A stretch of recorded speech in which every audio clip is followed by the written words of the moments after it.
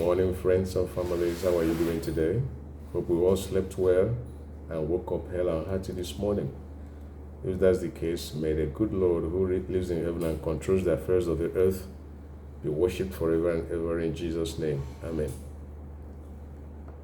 This is Mr. Bright Osita Ademwa Akudinobi, also known as Mazi Osita Ademwa Akudinobi, onye nkuzi asụsụ na omenala Igbo. I welcome you all on my platform this morning. Happy vow to those who do vow. I really have to talk to you this morning about Valentine period. Today is another phase of it. And a lot of people are prepared. Some even have taken a day off to be able to attend one activity or the other in respect of Valentine. But the ladies have to be watchful. Sometimes that phone you have always longed for, you've always wished you could have it.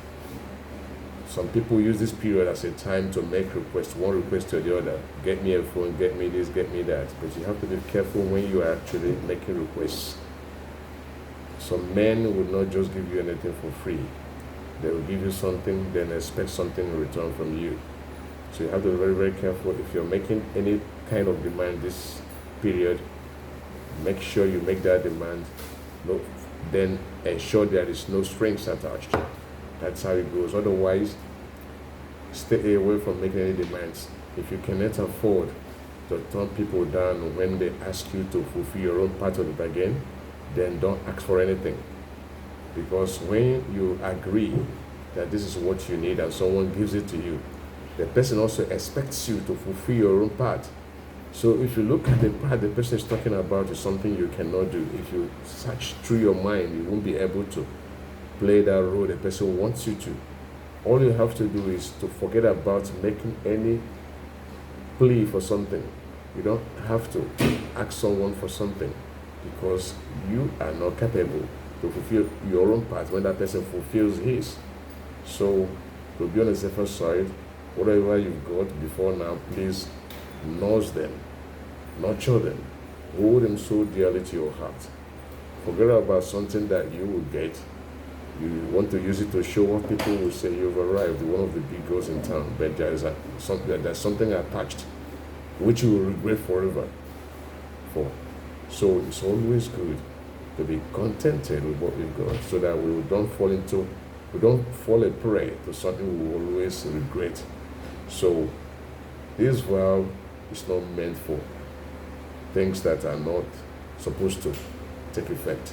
The vow is just meant for people to go out there to express their love. Someone that is taking you out for a vow, if you're a woman, make sure that it's someone you know too well, someone you've been close to for years gone by. So it's not something you just, somebody, okay, I'm taking you out for a vow, then probably the person has an ulterior motive and he or she, he wants you to fulfill as well. That's a condition of fulfilling your own. So if you are not ready for such, just hold your body, hold yourself, manage what you've got. Pray to God to provide it for you through someone who will not ask you for something in return. That's the basic of life. That's the basic of Valentine. All the traps, make sure you escape them.